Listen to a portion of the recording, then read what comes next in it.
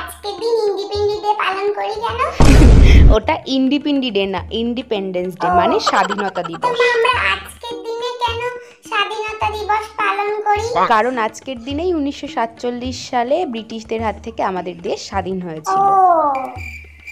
স্বাধীন মানে কি? দেখো, স্বাধীন মানে যদি তোমাকে বলতে হয়, তার মানে হচ্ছে নিজের ইচ্ছে মতো চলা, নিজের ইচ্ছে মতন খাওয়া ঘোরা, বা নিজের ইচ্ছে মতন জায়গায় থাকা, নিজের ভাষায় কথা বলা, এগুলোই হচ্ছে স্বাধীনতা।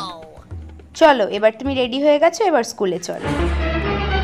না, আমি স্কুলে যাব না, স্বাধীনতা দিবস পালন করব না। এ বাবা, কেন? এত সুন্দর করে সাজিয়ে দিলাম। কারণ আমি তো স্বাধীন না, কারণ তুমি আমার উপর শাসন করো, আমি তোমার শাসনে চলি, তাহলে আমি স্বাধীন হলাম কি করে?